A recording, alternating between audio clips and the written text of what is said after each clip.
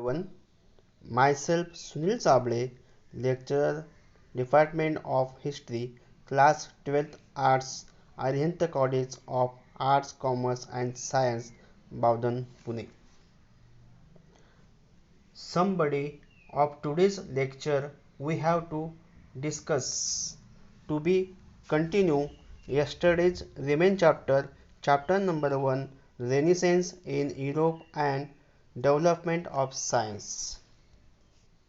So remain chapter will be continue 1.2, Renaissance period in Europe.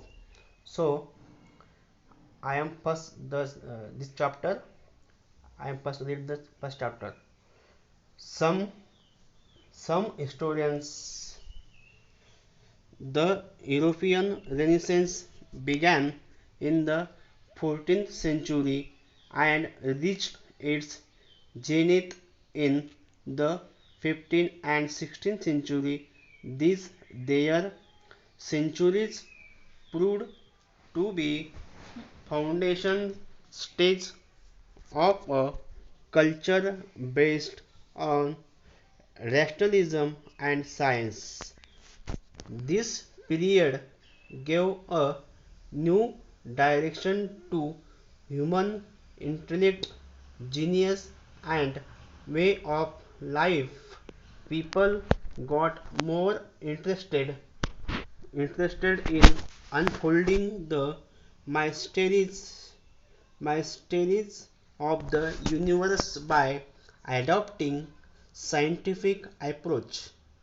Many people began to write poetry, drama, and fiction, a field that had remained untouched so far. Novel experiments were conducted in the field of science in the pre-Renaissance times. The thought about the existence of the universe revolved around the concept of God. Now human form to center of this thought. तो बघा तर बघा आपला हा जो second point आहे आपल्या chapter मधला तो आहे रेनिसेन्स पिरियड इन युरोप. म्हणजे काय झालं की युरोपातील युरोपातील प्रबोधनाचा काळ. म्हणजे युरोपमध्ये 14व्या शतकामध्ये या युगाला आरंभ झाला. आणि तसंच मग काय झालं नंतर की 15व्या आणि 16व्या शतकामध्ये काय झालं की या काळाला 13व्या शतकामध्ये 14व्या शतकामध्ये जो या युगाला प्रारंभ झाला आणि लागलीच 15 आणि 16व्या शतकामध्ये याला हा जो काळ होता 300 वर्षाचा या काळामध्ये या काळाला अतिशय वेग मिळाला. आणि या काळामध्ये काय झालं की अनेक शास्त्रज्ञ विचारवंत हे उदयाला आले आणि त्यांनी काय केलं मग की वेगवेगळ्या गोष्टीवर त्यांनी एक्सपेरिमेंट केले म्हणजे शोध घेतले आणि त्यांनी काय केलं ते शोध घेतले आणि त्यांनी त्यावरच ते शोध घेता त्यांनी ते लिहून ठेवले किंवा त्यांनी त्या विज्ञानाच्या एक्सपेरिमेंटवर जास्त विश्वास ठेवण्याची सुरुवात केली आणि त्यांनी वेगवेगळे शोध लावून त्यामध्ये त्या युगाची भरभराट केली. तर बघा this way of thinking is called humanism. The European rulers of the Renaissance period encouraged adventures, seafarers म्हणजे काय समुद्रखलाशी म्हणजे समुद्रखलाशी म्हणजे काय समुद्रामध्ये जे जहाज वगैरे ते करतात म्हणजे युरोपीय लोकांनी काय केलं आपल्याला माहिती आहे की युरोपीय लोकांनी 1498 मध्ये वास्को द गामा, पोर्तुगीज खलाशी वास्को द गामा असे अनेक खलाशी आपल्या भारतामध्ये आले. त्यांनी झामोरिन नावाच्या राजाला भेट दिली. त्या वास्को द गामाने भेट दिली आणि व्यापार करण्यासाठी त्यांनी भारतामध्ये त्यांची परवानगी मागितली. आणि म्हणजे नंतर एक्स्ट्रा समजा असे फार एक्झाम्पल आहेत की म्हणून त्यांनी काय केलं की साहजिकच नंतर त्या काळामध्ये अशा लोकांची उत्पत्ती झाली आणि त्यांनी नवीन नवीन शोध लावले. मग नंतर त्यांनी अनेक यंत्राचा शोध लावला. तसाच मग गॅलिलिओने काय केलं, गॅलिलिओने टेलिस्कोप नावाचा हे जे आपण जे बघतोय चित्रामध्ये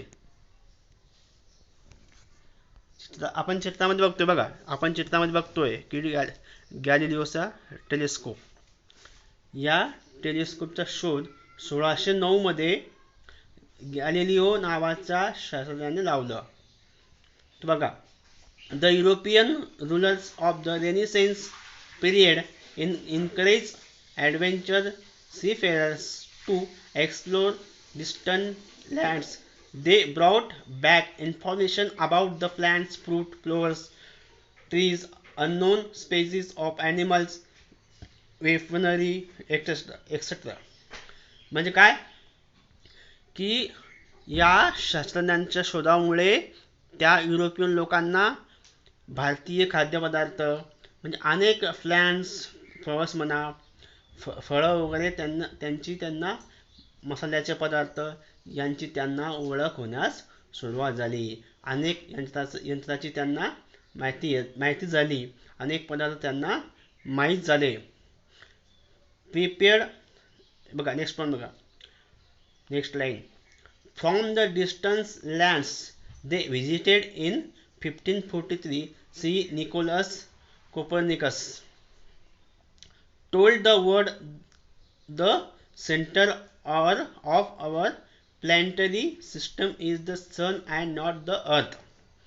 त्याने हा जो शास्त्रज्ञ होता निकोलस कोपर्निकस याने 1543 मध्ये काय सांगितलं, told the world that the center of our planetary system is the sun and not the earth. म्हणजे सूर्यापासून जी किरणं मिळतात त्यांची जी किरणं पडतात ते आपल्याला अति महत्त्वाचे असतात की म्हणजे ती सूर्याची किरणं पडणे ही महत्त्वाची साधनं आहेत त्यासाठी.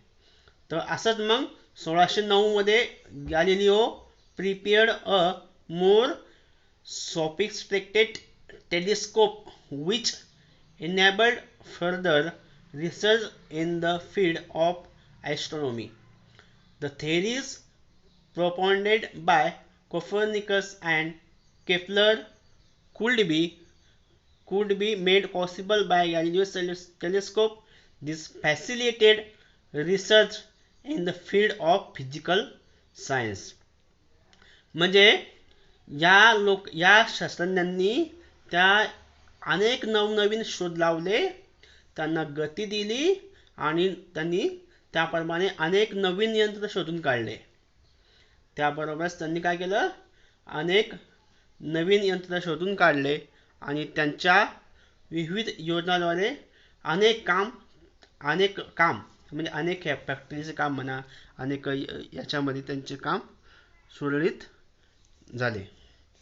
म्हणून अशा प्रकारे आपण हा पॉइंट इथं संपला. आता आपण नेक्स्ट पॉइंट उद्या बघू. Okay, so remain chapter will be continued tomorrow. So thank you, watch for video.